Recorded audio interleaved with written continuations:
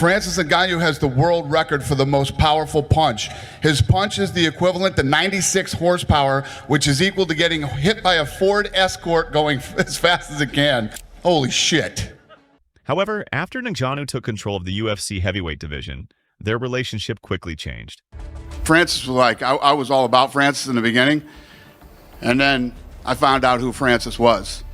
And I told the two guys who asked me not to cut Francis, when somebody shows you who they are, believe them.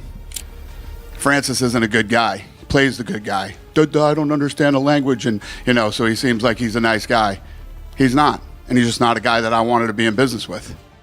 So how did Francis Ngannou, one of the UFC's most dominant and beloved forces, end up leaving the organization while still holding the heavyweight championship and becoming Dana White's most hated fighter in the process?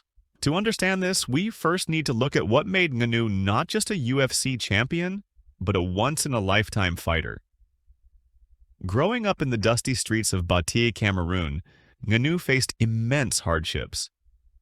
He worked in the sand mines to support himself, but his wages were barely enough to survive. We had to work to contribute at home, to buy oil, to buy food, and also for our scholarship, for books. That's reason Ngannou hated his childhood. I didn't like my life, and I always feel like I missed my childhood. Because of these hardships, Ngannou despised his childhood. I was straight up with them, like, I have no money, I have nothing, but I want to be a world champion. As Ngannou grew older, he developed a strong interest in boxing. However, opportunities were scarce in his home country of Cameroon, so he embarked on a life-threatening journey to Europe. Ngannou first tried to cross the Sahara Desert to illegally enter Spain, but was arrested and sent back. On his second attempt, he made it to France, though life there was far from easy.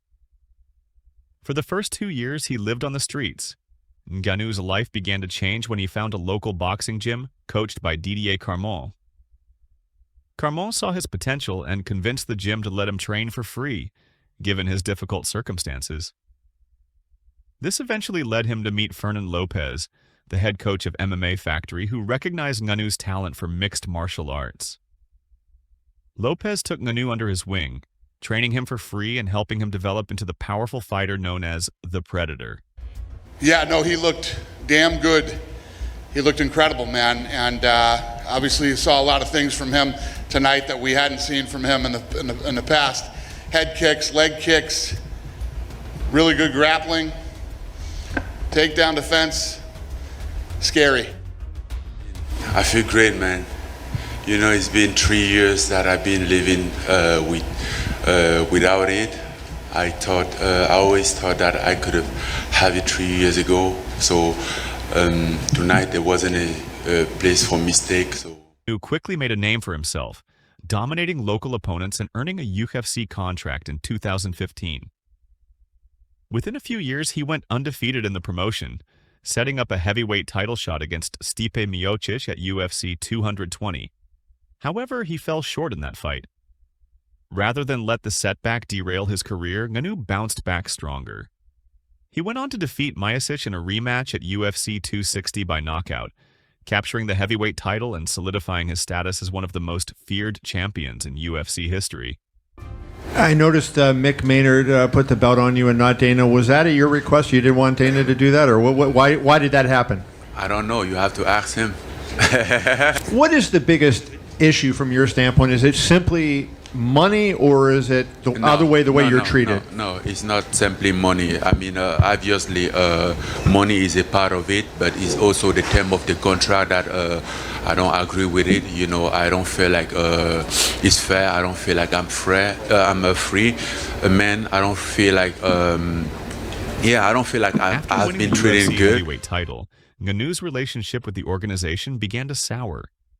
His ambitions extended beyond MMA. He wanted to follow in the footsteps of his idol, Mike Tyson, and transition into boxing. However, Dana White and the UFC weren't supportive of this move, leading to further tension.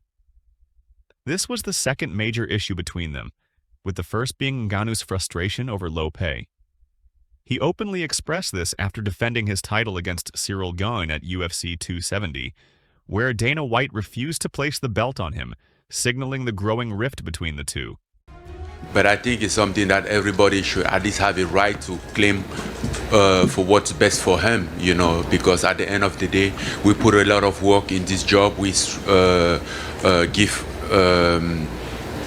take a lot in our body to make it happen, so at least we can have a fair and square deal. In addition to his desire to box and earn bigger paychecks, Ngannou had several other demands for signing a new UFC contract. He wanted a larger share of the revenue, not just for himself, but for all fighters in the organization. Ngannou also pushed for better health insurance and improved sponsorship opportunities, hoping to secure better overall conditions for fighters within the UFC.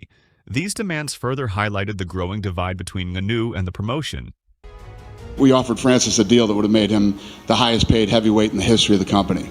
Despite More their than Lesnar, deteriorating more than anybody. relationship, Dana White and he did turned the deal everything he down. could to persuade Ngannou to stay with the UFC. He even offered him a deal so lucrative that Ngannou would have become the highest paid heavyweight in the promotion's history. To put it in perspective, Brock Lesnar is currently the highest paid heavyweight in UFC history, and the offer Ngannou received was intended to surpass that, showing just how much the UFC valued him. However, despite the tempting financial offer, Ngannou's demands for more fighter rights and better conditions still stood in the way. I think John is just part of the system that I stood up against, and that at some point this was trying to stand on my way until they are not in my way anymore. Brock Lesnar, the highest paid heavyweight in UFC history, earned a massive $8 million for his fight against Mark Hunt at UFC 200, setting a benchmark for UFC fighters. However, despite the UFC's generous offer to surpass this and make Ngannou the highest paid heavyweight, he refused to accept the terms.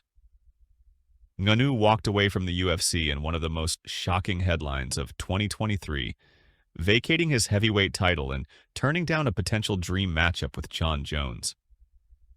In retrospect, this bold decision turned out to be one of the best choices of Ngannou's career, setting him on a path to new opportunities and greater control over his own destiny. Francis wants to take zero risks. Doesn't want to take any chances. And he obviously didn't want to take a chance against Jon Jones.